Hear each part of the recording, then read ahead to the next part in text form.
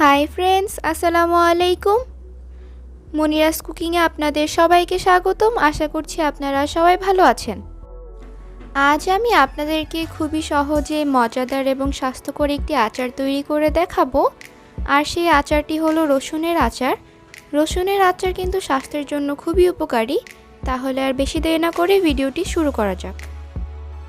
রসুনের আচার তৈরি করার জন্য প্রথমেই আমি চুলায় একটি প্যান বসিয়ে তাতে দিয়ে দিচ্ছি 1 কাপ পরিমাণ খাঁটি সরিষার তেল। আচার তৈরির মেইন উপকরণ হলো সরিষার তেল। তেলটা গরম হয়ে আসলে দিয়ে দিচ্ছি 1 টেবিল চামচ পরিমাণ পাঁচ ফোড়ন।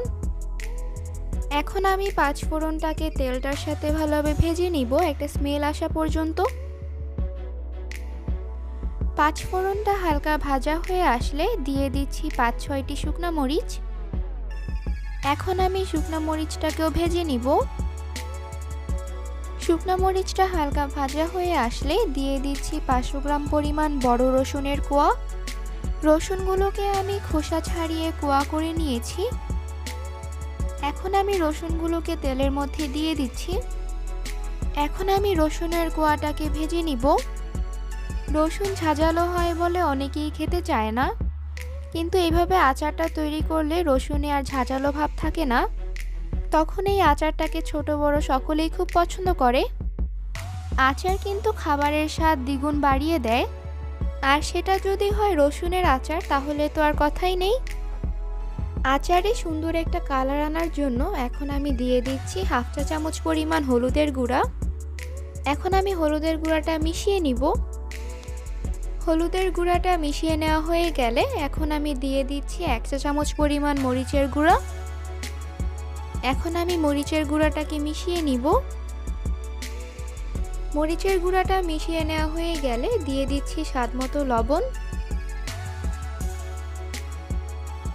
লবণটা ভালোভাবে মিশিয়ে নেওয়া হয়ে গেলে এখন আমি দিয়ে দিচ্ছি 2 টেবিল চামচ পরিমাণ সাদা সরিষা বাটা। লাল সরিষা বাটাটা আচারে দিলে আচারটা তেতো হয়ে যাবে, তাই চেষ্টা করবেন সাদা সরিষা বাটাটা দেওয়ার জন্য। এখন আমি সরিষা বাটাটাকে রসুনের কোয়াগুলোর সাথে ভালোভাবে কষিয়ে নিব। আচারটাতে ভুলেও পানি দেওয়া যাবে না। এখন আমি আচারটাকে দীর্ঘদিন ধরে সংরক্ষণ করার জন্য দিয়ে দিচ্ছি 2 টেবিল চামচ পরিমাণ ভিনেগার। আপনারা চাইলে ভিনেগারের পরিবর্তে লেবুর রসও দিতে পারেন। ভিনেগার দেওয়ার কারণে আচারটা রোদেও শুকাতে হবে না। এখন আমি দিয়ে দিচ্ছি 1/3 কাপ পরিমাণ তেঁতুলের পিউরি। তেঁতুলটাকে আমি অনেকক্ষণ ভিজিয়ে রেখে তেঁতুলের পিউরিটা বানিয়ে নিয়েছি।